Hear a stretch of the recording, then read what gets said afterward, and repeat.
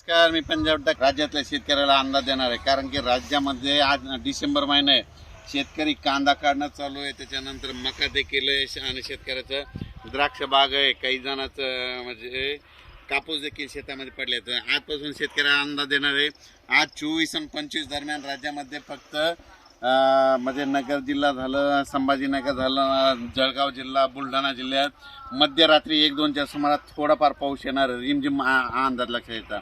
पण राज्यातल्या शेतकऱ्याला सांगू इच्छितो की राज्यामध्ये शुक्रवार, शनिवार आणि रविवार म्हणजे 27 डिसेंबर, 28 डिसेंबर आणि 29 डिसेंबर दरम्यान राज्यात पुन्हा एकदा अवकाळीचं संकट आहे आणि तो पाऊस जोराचा पडणार आहे. आता ते तसा रिमझिम पडणार नाही, म्हणून हा अंदाज लक्षात येतात. 27 डिसेंबर, 28 डिसेंबर आणि 29 तारखेला सांगायचं झालं तर बुलढाणा जिल्हा, अमरावती जिल्हा, अकोला जिल्हा, त्याच्यानंतर नागपूर, त्याच्यानंतर हिंगोली, वाशिम, परभणी, त्याच्यानंतर जालना जिल्हा, जळगाव जिल्हा, संभाजीनगर, त्याच्यानंतर चाळीसगाव, निफाड, नंदुरबार, त्याच्यानंतर नाशिक, त्याच्यानंतर नगर जिल्हा, त्याच्यानंतर पुणे, त्याच्यानंतर इकडं धाराशिव, लातूर, बीड, परभणी, नांदेड या भागामध्ये शुक्रवार, शनिवार आणि रविवार म्हणजे 27 डिसेंबर, 28 डिसेंबर, 29 डिसेंबरला भाग बदलत 3 दिवस पाऊस पडणार आहे, म्हणून हा अंदाज लक्षात येतात.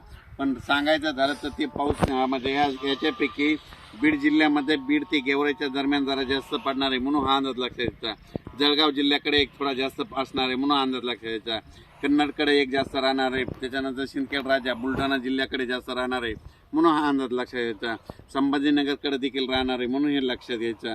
जळगाव जिल्ह्यात देखील जास्त राहणार हे लक्षात यायचं. श्रीरामपूरला राहणार आहे, शिर्डीकडे थोडा एक जास्त राहणार आहे, म्हणून लक्षात यायचं. पैठणला एक जास्त पाऊस पडणार आहे, म्हणून हा अंदाज लक्षात यायचा. राज्यात मध्ये शुक्रवार, शनिवार, रविवार म्हणजे 27 डिसेंबर, 28 आणि 29 अवकाळी पावसाची शक्यता आहे, म्हणून हा अंदाज लक्षात यायचा. अचानक वातावरणात बदल झाला तर लगेच एक मेसेज दिला जाईल.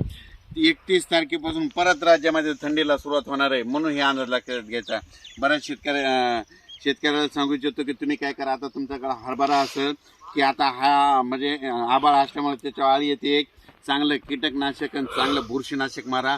हे पाहू शकता, माझा हे 18 एकरचा प्लॉट आहे आणि या ठिकाणी शेतकऱ्यासाठी अंदाज दिलेला आहे. आणि परत अचानक उद्या लगेच एक मेसेज दिला जाईल. धन्यवाद.